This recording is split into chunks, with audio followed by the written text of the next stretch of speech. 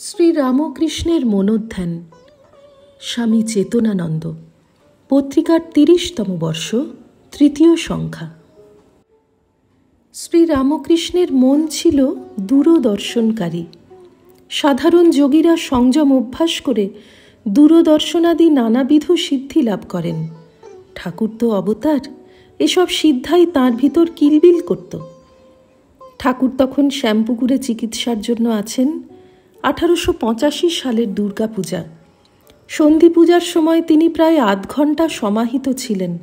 তারপর শিষ্যদের বললেন, এখান থেকে সুরেন্দ্রের বাড়ি পর্যন্ত একটা জ্যোতির রাস্তা খুলে গেল। দেখলাম তার ভক্তিতে প্রতিমায় মায়ের আবেশ হয়েছে। তৃতীয় নয়ন দিয়ে জ্যোতি বেরোচ্ছে। দালানের ভিতর দেবীর সামনে দীপমালা জ্বালিয়ে দেওয়া হয়েছে, আর উঠোনে বসে সুরেন্দ্র ব্যাকুল হৃদয়ে মা মা বলে কাঁদছে। তোমরা সবাই তার বাড়িতে এখনই যাও, তোমাদের দেখলে তার প্রাণ ঠান্ডা হবে। স্বামীজি আর অন্যান্য ভক্তেরা সুরেন্দ্রের বাড়ি গিয়ে দেখেন ঠাকুরের দর্শন হুবহু এক। ঠাকুরের মন ছিল তন্ময় বা সমাহিত। মোমবাতি সাদা প্যারাফিন গলিয়ে তৈরি হয়। ওই গলিত প্যারাফিনে লাল, নীল ইত্যাদি রং মিশিয়ে নানা রঙের মোমবাতি হয়। ঠাকুরের মনও তেমনি যেভাবে ভাবিত হতো সেইভাবে গলে যেত। তখন অন্য ভাবের কথা বললে তাঁর কষ্ট হতো।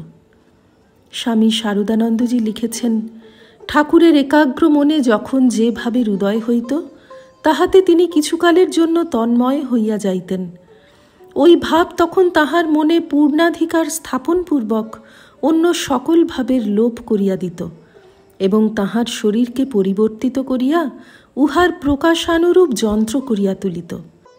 দেখিতাম সঙ্গীতাদি শ্রবণে বা অন্য কোনো উপায়ে তাহার মন ভাববিশেষে মগ্ন হইলে যদি কেহ সহসা অন্য ভাবের সঙ্গীত বা কথা আরম্ভ করিত, তাহা হইলে তিনি বিষম যন্ত্রণা অনুভব করিতেন।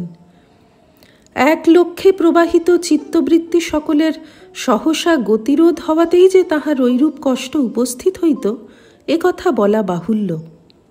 মহামুনি পতঞ্জলি একভাবে তরঙ্গিত চিত্তবৃত্তিযুক্ত মনকে সবিকল্প সমাধিস্থ বলিয়া নির্দেশ করিয়াছেন এবং ভক্তিগ্রন্থ সকলে ওই সমাধি ভাব সমাধি বলিয়া উক্ত হইয়াছে।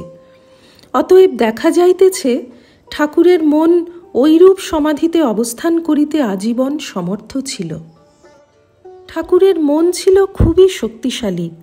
তার মানসিক ভাবের প্রাবল্য তার শরীরকে পরিবর্তিত করত। এটি একটি বিস্ময়কর ব্যাপার।